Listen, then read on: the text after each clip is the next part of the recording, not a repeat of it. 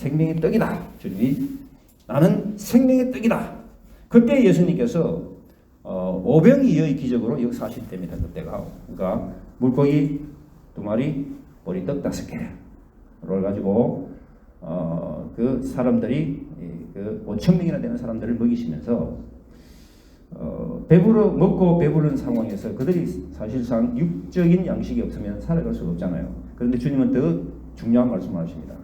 나는 생명의 떡이다. 내가 생명의 떡이다. 나한테서 떡을 먹어야 된다. 주님 그렇게 말씀하십니다.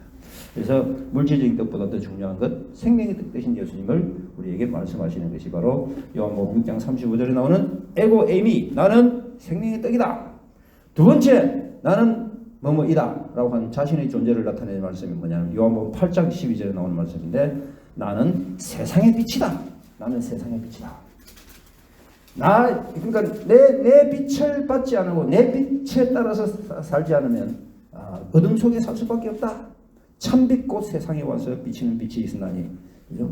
세상은 그를 알지 못하였지만 그러나 그가 이 세상에 오셔서 육신으로 인간의 몸으로 그렇게 나타나셔서 우리에게 구원의 길을 이렇게 제시하신 예수님. 그래서 예수님은 우리에게 참빛이 되시는 예수님, 세상의 빛이라고 말씀하셨는데 그때 요한복음 8장에서 예수님은 나는 세상의 빛이라고 말씀하셨는데 9장에 보면은 날 때부터 소경된 사람을 고치시는 장면이 나옵니다. 날 때부터 소경인 사람. 그러니까 소경은 앞을 볼 수 없는 사람입니다. 빛을 볼 수 없는 사람이에요. 캄캄한 사람이에요. 소경은 캄캄한 사람. 근데 그 사람을 고치시면서 주님이 이렇게 우리에게 생각나도록 하신 말씀입니다. 나는 세상의 빛이다. 우리도 사실 본다고 하면서 사실 우리 캄캄할 때가 참 많습니다. 우리 눈으로 본다고 하잖아요. 그죠? 그런데 영적으로 캄캄한 그런 경우들을 우리가 많이 이제 경험하게 되는데 그렇습니다. 그래서 늘 우리의 기도 제목은 주님 우리에게 우리 영 안에 빛을 비추어서 우리 영안을 밝혀주셔서 밝히 볼 수 있도록 은혜 내려주옵소서 하는 것도 우리의 기도 제목이 되어야 될 줄 믿습니다. 예수님은 세상의 빛이다. 예수님께 나와야 되는 것입니다. 그래야 빛을 볼 수 있는 것이고 그 빛으로 인해서 우리는 생명력을 얻고 살아가야 될 것입니다. 첫 번째 예수님은 나는 생명의 떡이라고 말씀하셨습니다. 두 번째 예수님은 나는 세상의 빛이라고 말씀하셨습니다.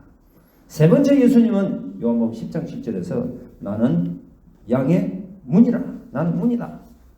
양의 문은 하나밖에 없습니다. 양 우리로 들어가는 문은 하나밖에 없습니다. 그 문으로 들어가는 그 목자 그리고 양들. 그래서 그들만이 진정한 그런 하나님 어린 양이 될 수 있는 것입니다. 다른 문으로 들어가는 것들은 다 도둑이요 강도라 그랬습니다. 오직 한 문, 그 문 바로 예수 그리스도의 문이십니다. 그래서 양들이 들어가는 그 한 문, 한 가지 문, 그 길이 바로 양의 문인데 예수님은 나는 양의 문이다 말씀하십니다. 또한 요한복음 10장 12절로 내려가면 나는 선한 목자다. 선한 목자. 참 좋으신 목자라시라는 것입니다. 그 목자를 우리가 따라갈 때 우리는 시절을 따라 그 꼴을 먹으며 또 열매를 맺을 수 있는 그런 은혜로운 삶을 살게 될 줄 믿습니다. 거짓 목자, 사꾼 목자, 그 악한 목자를 따라가면 안 됩니다. 선한 목자, 예수님만 우리가 따라갈 수 있도록 해야 될 것입니다. 선한 목자가 될 수 있는 예수님 본받으면서 사실상 그 목자라고 하는 것들에 대해서 우리가 참 조심해야 됩니다. 저도 교회를 이렇게 하면서도 내가 하나님 앞에 참 책망받으면 안 된다. 어쩌든지 선한 목자이신 예수님을 내가 따라가면서 그런 예수님의 모습을 보일 수 있도록 그렇게 해야 되겠나. 늘 자신을 한번 돌아보기도 하는데 어쨌든 그렇습니다. 예수님은 선한 목자다. 선한 목자다. 그 다음에 또 예수님께서는 요한복음 11장 25절에 나오는 말씀인데 나는 부활이요 생명이다. 나는 부활이요 생명이다. 예수님은 부활이시고 예수님은 생명이십니다. 예수님 안에 있을 때 부활할 수 있는 것이고 예수님 안에 있을 때 생명을 얻을 수 있는 것입니다. 예수님을 떠나면 사망입니다. 죽사망입니다. 그때도 예수님은 죽은 나사로를 살리시는 그런 장면을 우리에게 나타내시면서 나를 믿는 자, 나를 보는 자, 나를 의지하는 자 살아나다. 그래서 죽은 나사로 살리시면서 주님이 그랬습니다. 나는 부활이요 생명이다. 나를 믿는 자는 산다 라고 말씀하십니다. 그 다음에 요한복음 14장 6절에는 주님이 뭐라 말씀하셨냐면 내가 곧 길이요 진리요 생명이다. 내가 길이다, 내가 진리다, 내가 생명이다. 주님 말씀하십니다. 예수님만이 진리십니다. 예수님만이 길이십니다. 예수님만이 생명이십니다. 그분만이 우리에게 유일한 구원의 길을 주신 분이 바로 예수님이십니다. 하나님 만나는 유일한 길 예수 그리스도십니다. 지금 이 시대가 religious pluralism, 종교다원주의 시대입니다. 종교다원주의가 뭐가 문제냐면 모든 종교에 다 진리가 있다고 이야기하는 게 이게 종교다원주의입니다. 우리는 종교다원주의를 철저하게 배격합니다. 왜냐하면 다른 길 없어요. There is no other way. 다른 길 없어요. 오직 한 길 예수님 길밖에 없습니다. 그죠? 이 길에 다른 길 없습니다. 그렇기 때문에 우리는 뭐예요? 이 길에 우리가 목숨을 거는 거예요. 이 길에 목숨을 거는 거예요. 다른 길로 가면 죽으니까. 다른 길은 멸망이니까. 다른 길은 생명이 없습니다. 거짓길입니다. 속이는 길입니다. 그래서 우리는 참 진리 되시고 생명 되시고 길 되시는 예수님, 이 예수님 우리가 붙잡아야 될 것입니다. 그래서 지금까지 우리가 예수님은 내가 생명의 떡이요, 예수님은 내가 세상의 빛이고, 예수님은 말씀하시기를 내가 양의 문이고, 예수님 말씀하시기를 내가 선한 목자고, 예수님 말씀하시기를 나는 부활이요 생명이고, 예수님도 말씀하시기를 나는 길이요 진리요 생명이고 라고 말씀하셨고, 이제 7번째 오늘 말씀이 바로 예수님은 나는 참 포도나무다. 참 포도나무다. 참 포도나무다 라고 주님 말씀하십니다. 참 포도나무라는 이야기는 거짓 포도나무도 있다는 것입니다. 거짓 포도나무. 소위 말하는 성경에는 그런 거짓 포도나무를 뭐라고 하냐면 돌포도나무라고 해요. 돌포도나무. 자, 이게 이제 거짓 포도나무가 되지 못했을 때 에스겔 15장 2절에서 5절까지 한번 보십시다. 에스겔 15장 2절에서 5절. 에스겔 15장 2절에서 5절. 자, 참 포도나무가 안 되고 거짓 포도나무 됐을 때 어떤 일이 생깁니까? 15장 2절에서 5절까지 읽어봅시다. 자, 시작. 인자야, 포도나무가 모든 나무보다 나은 것이 무엇이냐? 숲속의 여러 나무 가운데 있는 그 포도나무 가지가 나은 것이 무엇이냐? 그 나무를 가지고 무엇을 제조할 수 있겠느냐? 그것으로 무슨 못을 만들 수 있겠느냐? 불에 던질 땔감이 될 뿐이라. 불이 그 것을 사르고 그 가운데도 태웠으면 제조에 무슨 소용이 있겠느냐? 이렇게 말씀하십니다.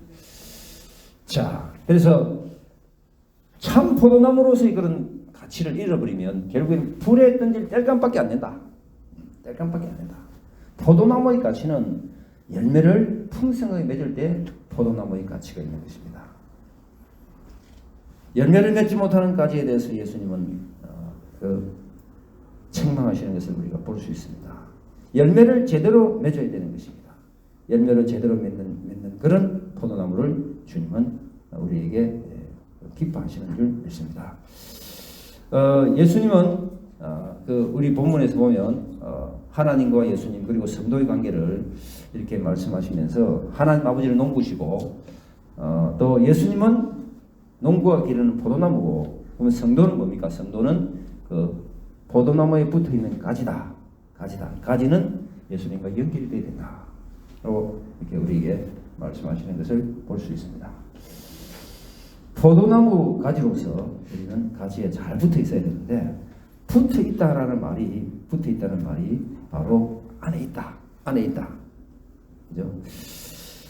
자, 1절에 아까 했습니다. 나는 참 포도나무요 내 아버지는 농부라. 그 다음 2절에 보니까 무릇 내게 붙어 있어 열매를 맺지 아니하는 가지는 아버지께서 그것을 제거해 버리시고 무릇 열매를 맺는 가지는 더 열매를 맺게 하려 하여 그것을 깨끗하게 하시느니라. 자, 2절을 잡읍시다. 무릇 내게 있어 열매를 맺지 않는 가지는 어떻게 버린다고요? 제해버리신다고. 제거해버린다는 말이에요. 잘라버린다는 뜻입니다. 잘라버린다. 제거해버린다.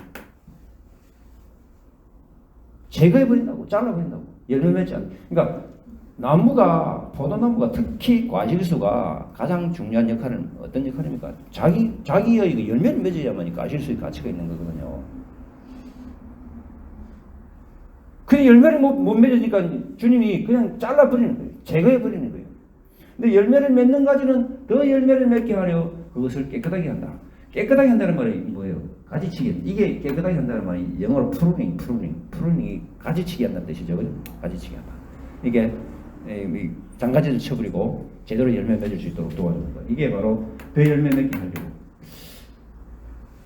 자, 그래서 제거해버린다 라고 하는 이 사실을 우리가 잠시 생각해 봅시다. 열매를 맺지 못하는 가지는 제해버린다. 열매를 맺지 못하는 가지는 나무에 붙어 있으면서 살아있는 것 같지만 실제로 열매를 맺지 못하여 아무 쓸모없는 죽은 상태의 그런 가지를 말합니다. 죽은 상태. 그런 가지를 주님은 잘라버린다. 이 말은 무슨 말입니까? 교회 내에서 가라지를 말합니다. 가라지. 항상 우리는 알곡과 가라지의 비유를 우리가 잘 압니다. 알곡과 가라지. 과연 내가 하나님 앞에서 알곡인가? 내가 혹시 가라지는 아닌가? 좀 우리가 좀 심각하게 자신을 좀 살펴보면서 이렇게 신앙생활 할 때에 신앙생활 의미가 있는 줄 믿습니다. 아무 그런 어떤 개념 없이 그냥 성경만 들고 왔다 갔다 한다 해서 절대로 우리가 알곡이 된다라는 보장은 없잖아요. 그죠? 그래서 내가 과연 열매를 맺고 있는가? 열매를 잘 맺고 있는가? 물론 그 열매를 하는 것이 뭡니까? 우리 열매를 이야기할 때 내적인 열매와 외적인 열매를 이야기합니다. 내적인 열매는 뭐예요? 성령의 9가지 열매. 그죠? 성령 9가지 열매는 뭡니까? 사랑과 희락과 화평과 오래 참음과 자비와 양선과 충성과 온유와 절제 9가지 열매입니다. 이게 우리 속에서 맺혀가야 됩니다. 조금씩 좀 맺혀가야 되는데 이 열매를 맺으려고 그러면 우리가 참 하나 또 생각해 봐야 될 것이, 그죠? 폭풍우가 몰아치고 비바람을 칠 때 열매를 떨어뜨리려고 막 그렇게 해요. 그렇지만 어떤 데는 떨어지기도 합니다. 그렇지만 그런 것도 견디면서 열매를 계속 맺어가는 그런 어떤 인내, 믿음, 인내입니다. 우리 신앙생활도 마찬가지가 아니겠어요? 열매를 우리가 신앙 열매를 맺혀가라는데 자꾸 폭풍우가 부는 거예요. 우리 가슴으로. 폭풍우가 불어온다고. 근데 그런 것들 이겨내면서 믿음에 산한 열매를 우리 맺어가야 되는데, 때로는 물론 우리 속에서 이렇게 때로는 실패할 수도 있겠죠. 그죠? 열매 맺으려고 했는데 못 맺혔네요. 내적인 열매 맺으려고 했는데 못 맺혔네요. 너무 힘들어가지고, 너무 마음이 힘들어서 열매 떨어져 버렸네 라고 할 수 있겠지만, 또 다른 열매 또 다시 생기면서 다시 또 하나님 우리에게 힘을 주십니다. 힘을 주시죠. 그래서 비바람이 몰아치고 폭풍 몰아쳐도 다시 우리가 계속 일어나면서 주님 바라보면서 열매를 맺을 수 있도록 우리 자신을 믿음을 잘 간수해 나가야 될 것입니다. 어쨌든 중요한 것은 주님 우리에게 가라지가 되지 마라. 가라지 되니까 제거해버린다. 얼마나 참 무서운 말씀입니다. 물론 열매 맺을 때 시간이 걸립니다. 열매가 어디 하루아침에 그냥 열매가 뚝 나타납니까? 절대로 그렇지 않습니다. 시간이 걸립니다. 그러나 그 시간, 인내의 시간, 인고의 시간을 견디면서 계속 주님을 바라보면서 우리 속에서 아름다운 열매들 맺혀가야 될 줄 믿습니다. 그 열매들, 내적인 열매들이죠. 외적인 열매가 어떤 겁니까? 외적인 열매는 우리 살아가면서 여러 가지 삶의 여러 가지 열매들, 모습들, 결과들, 업적들, 이런 것들이 되겠죠. 그러니까는 우리가 이제 신앙생활 하면서도 나를 통해서 예수 믿는 사람이 생겼는가 하는 것도 하나의 나의 신앙의 열매입니다. 열매. 지금 등문 여자 고등학교 가면 영어 선생하는 친구가 하나 있습니다. 그 친구는 내 때문에 교회 다니거든요. 지금 예수 잘 믿고 있습니다. 그 친구는 다니면서 그래. 나는 수시 때문에 교회 간다 이렇게 이야기. 지금 예수 잘 믿습니다. 나는 그 친구는 어쨌든 최소한 쟤는 내 열매다. 최소한 그런 생각을 합니다. 나 때문에 교회 다니는 그 친구. 그 친구는 대학 시절 친구인데 우리 대학생 시절에 얼마나 그냥 까불고 다녔습니다. 그죠? 정말 까불고 다녔어요. 근데 그 친구가 야, 네 교회 가자.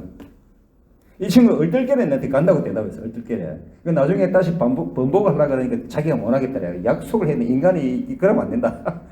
간다 했기 때문에 가기 싫은데 간다 했다는 그 말 때문에 왔는 거야.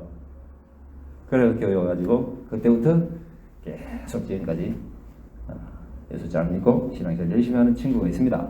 어쨌든 우리 신앙의 열매, 사역의 열매들도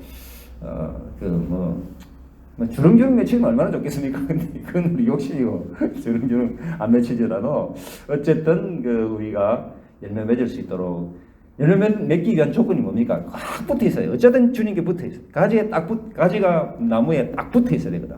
우리가 계속 주님께 붙어 있으면 아이고 좀 늦더라도 언젠가는 열매를 맺게 될 것이다. 낙심하지 마시고 이렇게 주를 꼭 붙잡는 여러분 되시기를 바랍니다. 또 가라지 되지 말라고 주님 말씀하시고 교회 내에 있기는 하지만 또 심판날에 예수님께서 저들을 모른다 하시는 것이 바로 가지를 제거해버리는 것과 같은 것이라고 저는 생각이 듭니다. 예수님이 난 너 모른다.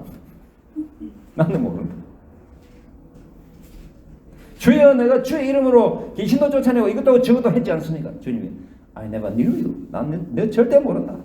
마태복음 7장 21절에 나오는 말씀입니다. 나는 절대로 네 모른다. 나는 너 몰라. 주님이 우리를 모른다고 하시면 우리가 얼마나 충격을 받겠습니까?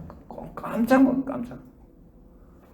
7장 23절에도 오는 7장 23절 그때 그들에게 밝힌 나는 너를 도무지 알지 못한다. 불법을 행하는 자들아 내게서 떠나가라. 그렇습니다. 주님 우리에게 모른다라고 이렇게 말씀하실 때가 바로 가지를 잘라버리는 그런 상황과 같은 것이 아닐까 생각을 해봅니다. 종말론적인 심판을 상징하는 것이 바로 열매를 맺지 않는 가지를 잘라버린다 라고 말씀하시는 것과 같다고 봅니다. 교회 안에 있지만 하나님의 진정한 백성이 아니라면 그는 심판에 대해 제해질 것이다. 그가 진정한 진정한 제자인지는 뭘 통해서 알게 된다고요? 열매를 통해서 알게 된다. 그래서 항상 우리 주변에 이렇게 살펴보시고 자신을 잘 살펴보시고 내가 과연 열매 맺는 사람인가? 열매가 보증해 주는 것입니다. 열매가 보증해 줘요. 말씀도 그렇습니다. 못된 나무가 좋은 열매 맺을 수 있고 좋은 나무가 못된 열매 맺을 수 없다. 그 나무는 열매를 통해서 한다. 주님 말씀하시잖아요. 그죠? 그래서 우리가 모두가 좋은 열매 맺어서 주님께 기쁨을 드리시기를 주의 이름으로 축원합니다. 지금 당장은 좋은 열매 안 나타날지라도 그래 약간 싹이 나고 약간 이거 갖고 계속 붙잡고 있는 거예요. 하나님 그래 이거 있잖아요. 주여 내가 시간은 걸립니다. 그렇지만 그 인고의 시간 동안 시간이 지나면서 결국에는 이게 열매들이 이렇게 물어 익어가게 될 줄 믿습니다. 바로 나타나지 않는다고 우리 실망할 것은 사실 없습니다. 근데 이게 재밌는 게 말입니다. 이게 물은 내기에서 열매를 맺지 아니하는 까지는 아버지께서 그것을 제거해 준다고 그죠? 이게 너무 재밌는 게 이게 헬라어로는 아이로 뜻이 아이로인데 너무 재밌는 게 이게 아이로라는 그 단어의 뜻이 제거해 버린다, 리무브한다, 테이크웨이 한다 라는 것과 또 두 번째 무슨 뜻이냐면 리프트 업, 들어 올린다 뜻도 들어 올린다. 이게 아이로 이 말이요. 이 언어가 들어 올린다는 뜻도 있어요. 그러니까 이걸 어떻게 이해해야 되느냐라고 하는 그런 해석상의 나름대로의 다양성이 존재한다는 거예요. 아까 제거해 버린다 했을 때 아이고 하나님 내 잘라버리면 어떻게 합니까? 하나님 너무 심하신데 어떻게 이런 생각이 드는데 이걸 가만히 생각해보면 이 제거한다는 이 말이 이 아이로는 이 말이 헬라가 lift up 들어 올린다 pick up 이런 뜻이에요. pick up 한다 lift up lift 우리 이제 미국식 영어는 엘리베이터를 그러는데 영국식 영어는 리프트를 그래요. 리프트 이게 바로 리프트 타라 미국식은 엘리베이터 타라 그러지만 영국식은 리프트 타라 그래요. 리프트 업 그러면 들어 올린다는 뜻이거든요. 이게 너무 재밌는 게 들어 올린다고 생각하면 이게 또 다른 그런 의미로 우리가 다가오는 거예요. 다시 말하면 내게 붙어 있지만 열매 맺지 않는 가지는 아버지께서 들어 올려버린다. 이 말은 무슨 말이냐면 들어 올려주신다. 이 말은 무슨 말이냐. 포도나무 가지가 이게 처져있고 땅에 이렇게 떨어져 있으면 열매를 못 맺는 거예요. 그리고 땅에서 온갖 벌레들이 침범하고 땅에 떨어져 있기 때문에 열매를 맺을 수 있는 그런 상황이 되지 않는 거예요. 그런데 이걸 들어주는 거예요. 들어주는 거예요. 가지를 들어서 포도나무 가지고 위쪽으로 이렇게 있으면 밑에 열매가 주름주름 열리잖아요. 그죠? 위쪽으로 쳐져 있어요. 그래서 포도나무 가지가 다른 가지고 막 엉킬 수 있도록 막 엉킨다는 이야기는 이게 상호작용입니다. 교회 내에서 마찬가지 우리 서로서로 이렇게 서로서로 돌봐주고 서로서로 기도해주고 서로서로 이렇게 늘 이렇게 보살피고 하는 것이 필요하다는 그런 의미로 우리가 얘기할 수 있는데 이게 그래서 가지를 주님께서 들어 올려주신다. 라고 하는 그런 뜻으로 우리가 이해해도 된다. 이 지금 사실은 지금까지는 제거해 버린다는 그런 뜻이 지배적인 뜻이었습니다만은 그러나 제가 다른 어떤 미국 목사님이 설교를 듣는데 그분이 이렇게 딱 해서 내가 깜짝 놀랐어요. 가만히 있어봐. 와, 들어 올린다. 주님이 들어 올려주신 우리를 붙들어 주시는구나. 이렇게 또 설교를 하시니까 내가 깜짝 놀라가지고 내가 가만히 살펴보니 그렇더라고요. 이게 뭐냐면은 들어 올려주신다는 이야기가 주님께서 사마리아 여인에게 목이 물 들어온 사마리아 여인, 그죠? 그 여인에게 주님 뭐라 말씀하시냐면은 이 물을 마시는 자마다 다시 목마르지만 내가 주는 물을 마시는 자는 영원히 목마르지 않는다라고 이렇게 위로하시고 마음을 들어 올려주시면서 이렇게 그와 함께 위로해 주시는 그런 것을 볼 수 있습니다. 또한 아들을 잃은 나인성 가부를 또 주님께서 들어 올려주시다라고 하는 것은 돌봐주셨다, 격려해 주셨다 그런 의미가 있는 거거든요. 그래서 나인성 가부에게도 주님 말씀하시기를 청년아 내가 네게 말하노니 일어나라 하시며 죽었던 나인성 가부의 아들이 일어났어요. 그래서 그 어머니의 슬픔을 잠재워 주셨다. 슬픔을 잠재워 주셨다는 이야기는 들어 올려주셨다, 격려해 주셨다, 또 돌봐주셨다. 그렇게 좀 이해가 될 수 있습니다. 그 다음에 또 가늠하다가 현장에 붙잡힌 여인에게도 주님은 여자여 너를 고발하던 자들이 어디 있느냐, 너를 정죄한 자가 없느니라 주님 말씀하셨어요. 그러면서 들어 올려주시고 이렇게 돌봐주시는 것을 볼 수 있습니다. 해당장 야이로의 딸도 주님이 살려주셨고 베드로의 장모도 주님이 고쳐주셨고 또 마가복음 9장에 나오는 귀신이 어디서든지 잡으면 거꾸로 떨어져서 거품 흘리면서 이를 갈면서 파리해지는 아이, 그 아이도 주님은 일으켜 주시면서 또 들어 올려주시는 그런 주님을 볼 수 있습니다. 그렇지 예수님은 항상 고치시고 또 돌봐주시고 격려해 주시고 회복시키시는 것을 볼 수 있습니다. 그러므로 열매를 맺지 못하면 그냥 잘라버린다는 그런 의미보다는 이렇게 약간 이렇게 들어 올려주시는 그런 것으로 이해를 하면 우리는 좀 더 마음에 좀 더 위로를 받지 않을까 생각합니다. 그런데 아이로네겠죠. 아이로는 이 단어가 어디에 또 쓰이냐면은 누가복음 17장 13절에 보면 누가복음 17장 13절에 문둥병자들이 왔습니다. 문둥병자들이 왔을 때 문둥병자 10명이 17장 13절에 보면 소리를 높인다 이 말이 아이로의 뜻입니다. 소리를 높인다. 소리를 높여서 이르되 예수 선생님이여 우리를 불쌍히 여기소서. 소리를 높여서. 소리를 높인다는 이야기는 리프다 소리를 들어 올린다는 뜻입니다. 그 단어가 똑같이 쓰여 있습니다. 그리고 사도행전 4장 24절에 보면 사도행전 4장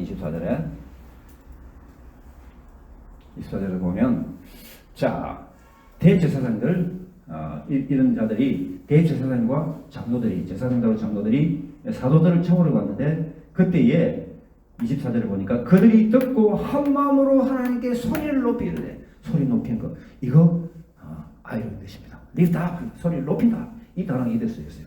그래서 대주제여 천지와 바다와 그 가운데 만물을 지은 이시여 라고 이렇게 이야기할 때 그럴 때 역시 이 단어가 쓰였습니다. 그래서 예수님께 주님께 도움을 구하면서 그들이 소리 높이서 기도할 때 리프트 아이로는 단어를 쓰고요. 또 요한복음 11장 41절에 보니까 요한복음 11장 41절에 예수께서 11장 41절에 돌을 옮겨 놓으니 예수께서 눈을 들어 우러러 보시고 이르시되 아버지여 내 말을 들으시는 것을 감사하나이다. 눈을 들어 할 때 이 단어도 아이로를 달았었어요. 눈을 들어 우러러 보시고. 이런 몇 가지의 그 아이로 단어의 용례들을 볼 때에 들어 올려 주신다 그 말이 우리가 열매를 더 잘 맺을 수 있도록 그렇게 이렇게 돌봐주시고 이렇게 붙잡아 주시고 함께 하시고 한다는 그런 의미로 이해를 하면 참 그래도 좀 더 나름대로 위로를 받을 수 있는 그런 말이 아닌가 생각합니다. 여러분들은 어떻게 이걸 받아들일지 모르겠는데 이게 이제 원어의 해석상으로 그런 해석들이 나온다는 이야기입니다. 그러니까 열매 맺지 않으면 그냥 확 그냥 잘라버리는 그런 해석도 되고, 두 번째는 이게 땅에 떨어져 있으니까 가지가 이 땅에 떨어져 있으면 안 되거든. 땅에 붙어 있으면 안 된단 말이야. 그러니까 벼를 올리죠. 땅으로 쳐져 있으면 안 된다는 거야, 가지가. 포도나무 가지가. 그래서 벼를 올리죠. 벼를 올려서 더 많은 열매를 맺을 수 있도록 도와주신다. 라고 그렇게 이해를 하는 방법도 있습니다. 어쨌든 그러나 지배적으로는 그냥 지금까지 거의 대부분의 그 설교는 그냥 잘라버린다. 정신 차려. 잘라버린다. 정신 차려. 이렇게 이제 대부분의 설교는 그렇게 합니다. 그죠? 대부분. 그래서 우리가 사실 하나님 앞에 정신 차려야 되는 건 맞습니다. 내가 열매 하나도 없는데 주님이 나를 갖다 올해도 살려주시는데 내년에도 살려주실 것인가? 이래 열매 없어가지고. 그런 하나님 앞에서 그 죄송함과 그런 그 미안함도 같이 이제 가는 것도 맞는 이야기라고 생각합니다. 어쨌든 열매 맺지 않으면 주님이 하여간 저렇게 기뻐하시는 건 아니다. 그런 것을 볼 수 있습니다. 그래서 열매를 맺는 가지는 어떻게 한다고요? 더 열매를 맺게 하려고 주님이 그것을 깨끗하게 하신다. 그런 것을 볼 수 있습니다. 그러면서 주님이 너희는 내가 일러준 말로 이미 깨끗해졌다. 그러면서 내 안에 거하라. 나도 너희 안에 거하리라. 가지가 포도나무에 붙어 있지 아니하면 스스로 열매를 맺을 수 없음 같이 너희도 내 안에 있지 아니하면 그러하리라. 주님 말씀하시기를 나는 포도나무요 너희는 가지니 그가 내 안에 내가 그 안에 있으면 사람이 과실을 많이 맺나니 나를 떠나서는 아무것도 할 수 없습니다. 맞습니다. 우리는 주님 떠나서 아무것도 할 수 없어요. 이거 우리 정말 잘 깨닫고 있지 않습니까? 그죠? 하나님 없이 내가 뭘 하겠다라고 생각하는 그 자체가 그런 엄청난 그런 잘못입니다. 주님 떠나서는 아무것도 할 수 없으면 우리가 분명히 기억해야 될 것입니다. 그러니까 늘 무슨 일을 하든지 간에 주여 함께 하여 주옵소서, 주여 도와주옵소서 늘 기도하는 마음으로 주님을 바라봐야 될 것입니다. 예수님 하나님을 의지하지 않고 뭐 사업을 한다든지 하나님 의지하지 않고 무슨 계획을 한다든지 사실 그거는 필패할 수밖에 없습니다. 실패와 좌절밖에 없습니다. 주님을 떠나서는 아무것도 안 된다. 그죠? 안 된다. 왜 그래요? 주님을 떠나면 누가 도와주겠습니까? 도와주는 누구예요? 사탄만 도와줘. 사탄이 제대로 도와주겠습니까? 더러운 귀신들이 도와주겠습니까? 제대로. 결국에 망하게 하는 게 사탄이 한 짓이거든요. 요한복음 10장 10절에 나오잖아요. 내가 오는 것은 약으로 생명을 얻게 하고 또 풍성히 얻게 하지만 도적이 오는 것은 도둑질하고 죽이고 멸망시키다. 도적놈이 오는 것은 우리가 도둑질하고 죽이고 멸망시키려고 오는 게 이 사탄이 한 더러운 귀신들이 하는 짓이죠. 우리 속에 있는 온갖 것을 다 도둑질해 갑니다. 우리 속에 좋은 것들, 기쁨도 도둑질하고 감사도 도둑질, 다 도둑질해요. 우리를 결국에 죽이고 우리를 멸망시키는 게 이게 도둑놈이 누굽니까? 이게 바로 이게 사탄이잖아요. 이게 마귀들입니다. 우리 인생을 파멸시키는 마귀예요. 그러니까 정신 차리고 우리가 참 목자 되신 예수님 어린 양으로 이 땅에 오셨습니다. 그 예수님께 늘 우리가 붙어 있을 때 예수님의 도우심을 인도하심을 바라고 있을 때 우리는 이길 수밖에 없는 줄 믿습니다. 주님 분명히 말씀하세요. 나를 떠나서는 너희가 아무것도 할 수 없습니다. 빌립보서 4장 13절에 뭐라 되어 있습니까? 빌립보서 4장 13절에는 내게 능력 주시는 자 안에서 내가 뭐든 할 수 있다. 내게 능력 주시는 자가 누구예요? 하나님이잖아요. 하나님. 주님 안에 있으니까 내가 할 수 있는 거지. 주님 떠나서는 I can do nothing. 아무것도 못한다. 그러니까 우리가 순간순간 계속 주님 붙잡아야 돼. 주님 계속 주님 붙잡아야 돼. 다른 거 없어요. 주님만 계속 붙잡아야 돼. 주님 맞습니다. 내 인생의 인도자는 예수님밖에 없습니다. 내 인생의 동반자, 내 인생의 구세주, 내 인생의 목자는 예수님밖에 없습니다. 주님을 붙잡아야 될 줄 믿습니다. 사람이 내 안에 거하지 아니하면 가지처럼 밖에 벌어져 마르나니 사람들이 그것을 모아다가 불에 던져 살았느니라. 너희가 내 안에 거하고 내 말이 너희 안에 거하면 무엇이든지 원하는 대로 구하라. 7절 말씀 우리가 잘 아는 말씀이죠. 우리 기도 응답의 확신 아닙니까? 너희가 내 안에 거하고 내 말이 너희 안에 거하면 무엇이든지 원하는 대로 구하라. 그리하면 되리라. 우리 이 말씀을 잘 봐야 돼요. 우리가 뭐든지 원하는 대로 구하지만 조건이 있습니다. 우리가 주님 안에 거할 때, 그리고 주의 말씀 우리 안에 거할 때 원하는 걸 구하는 거지. 말씀 속에 살지도 않으면서 지 맘대로 원하는 대로 구한다 해서 그게 이루어지겠습니까? 그건 아닙니다. 그죠? 그건 아니에요. 조건이 항상 우리가 주님 안에 거할 때, 주의 말씀이 우리 안에 거할 때, 그럴 때 원하는 대로 구하면 되는 것입니다.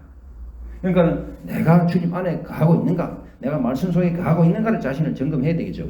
근데 구하는데 주님 안에 거해야 되는 것도 또 하나의 조건이긴 하지만 또 다른 조건이 뭐가 있습니까? 주님 우리에게 예수 이름으로 구해라. 예수 이름으로 구해라. 자, 16절 봅시다. 16절 보시면 너희가 나를 택한 것이 아니고 내가 너희를 택하여 세워나니 이는 너희로 가서 열매를 맺게 하고 또 열매가 항상 있게 하여 내 이름으로 아버지께 무엇을 구하든지 다 받게 함이라. 누구 이름? 예수 이름. 아멘. 예수 이름. 딴 이름 쓰면 안 됩니다. 예수 이름으로. 아멘. 예수 이름. 우리 정말 이거 그냥 안다고 생각하면 안 돼요. 안다고 생각하고 이게 진짜 이게 삶 속에 나타나는 이게 진짜 능력 있는 삶이지. 입만 갖고 안다고 되는 게 아닙니다. 그럼 우리 정말 우리가 얘가 정말 예수 이름을 의지하는가를 잘 생각해 보시길 바랍니다. 내가 예수 이름 의지하는가? 예수 이름 의지하는가? 예수 이름 우리가 능력의 이름 예수, 치유의 이름 예수, 자유 주시는 이름 그 이름 예수, 늘 예수 이름을 우리가 부르지만 정말 우리가 예수 이름을 의지해서 그렇게 기도하는가 잘 살펴봐야 될 것입니다. 예수 이름 의지하는. 자, 예수님. 제가 얼마 전에 또 간증을 들으니까 그 캄보디아에서 선교사님, 그 선교사님 그 부족 마을에서 전도를 하다가 그 어떤 여자분이 이제 교회를 나오고 있는데 그 여자분이 이제 어떤 분이었냐면 그 마을의 이장 아내였대요. 근데 남편이 계속 교회 못 가게 방해하고 말이야. 그렇게 교회를 갖다 힘들게 하고 했는데 어느 날 그 남편이 아팠는 거야. 아파하고 꼼짝 못하고 아팠는 거야. 그래서 아내가 와고 목사님 우리 남편이 기도 좀 해주세요. 좀 아파가지고 늘 내를 피파가 되면 아파가지고 지금 들은 거 꼼짝 못하고 있습니다. 목사님 성교수님 가서 기도해 주세요. 예수 이름으로 일어날지어다. 기도했는데 바로 났어요. 귀신같이 근데 깨끗이 났어요. 예수 이름. 그래가지고 나와가지고 교회를 왔는데 그 교회 나왔는데 이제 아내는 교회 왔죠. 근데 남편이 이제 나왔으니까 감사하죠. 처음에는 감사하다가 한 2-3개월 있으니까 2-3개월 또 그래 또 댕자댕자 그래서 살다가 또 아내를 서서히 또 이렇게 핍박을 다시 하기 시작하니까 갑자기 3달 뒤에 또 아팠는 거예요. 또 아파 꼼짝을 못해. 네. 또 아파 꼼짝을 못하게 돼요. 이전보다 더 심하게 아파가지고 꼼짝을 못하게 되는 거예요. 그래서 막 완전히 너무 힘드니까 그 선교사님 불러가지고 기도해달라고 부탁을 했는 거예요. 이 아내가 선교사님 한 번만 더 오셔서 기도해 주십시오. 이 선교사님 가서 누구 이름으로 기도했겠습니까? 예수 이름이죠, 그죠? 물론 예수님. 예수 이름으로 깨끗이 나을지어다 기도했습니다. 근데 정말로 씻은 듯이 나쁘는 거예요. 바로 그 순간 나쁘더라고요. 기도 딱 하니까 바로 딱 일나더라고요. 야, 정말 예수 이름이 엄청나다. 예수 이름 놀랍다. 예수 이름 능력이 있다. 그래가지고 이제 이장이 다음 주에 교회를 같이 왔다. 그러니까 아내랑 부부가 같이 왔다. 이장이. 같이 와고 그때부터 교회 다니기 시작해가지고 그 이장이 나중에 그 또 신학교 졸업해가고 지금 전도사가 돼 있다 그러더라고요. 전도사. 전도사. 우리도 우리 삶 가운데 예수님 이름을 우리가 완전히 그냥 주장하면서 예수님 이름을 경험하면서 그 능력의 이름 예수님을 우리가 우리 삶 가운데 체험하면서 그러면서 우리의 신앙생활도 해야 될 줄 믿습니다. 우리가 그냥 알고만 있지 말고 정말 예수 이름으로 아멘. 예수 이름으로 예수 이름으로 예수 이름으로 예수 이름으로 기도 응답 받으시는 우리 모두가 될 수 있기를 주 이름으로 축원합니다. 예수 이름으로 예수 이름으로. 또한 요한복음 14장 14절에도 보니까 14장 14절에도 보니까 역시 똑같습니다. 요한복음 14장 14절에도 어떻습니까? 읽어봅시다. 시작. 내 이름으로 무엇이든지 내게 구하면 내가 시행하리라.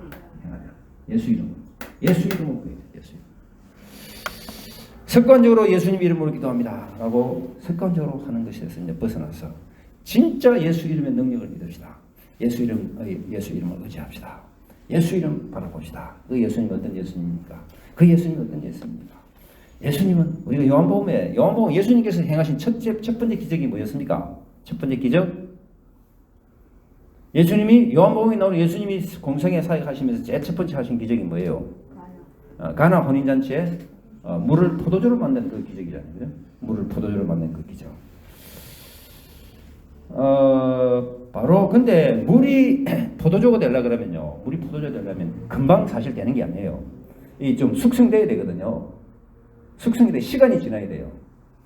그래서 물이 포도주가 되는 이 기적은 예수님이 The Lord of Time, 시간의 주인이라는 걸 우리에게 말씀하시는 거예요. 시간의 주인.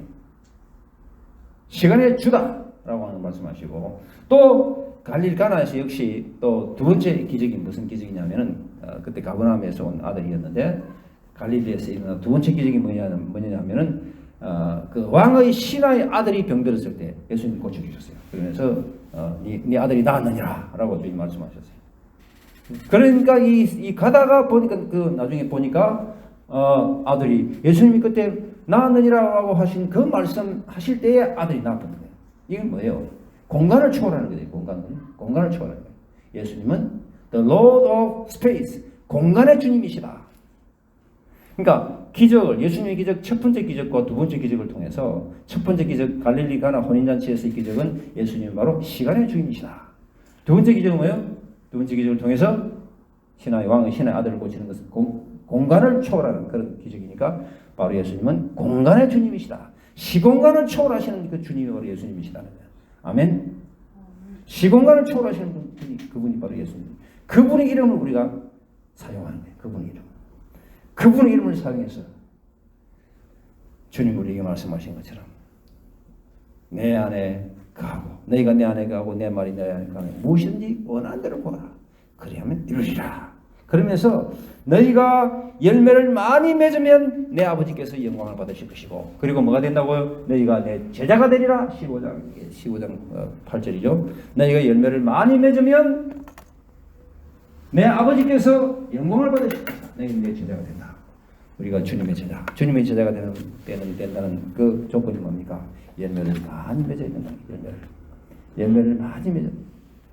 그리고 그 열매를 통해서 누가 영광 받으신다고요? 아버지께서 영광 받으신다. 아버지께서 영광 받으신다.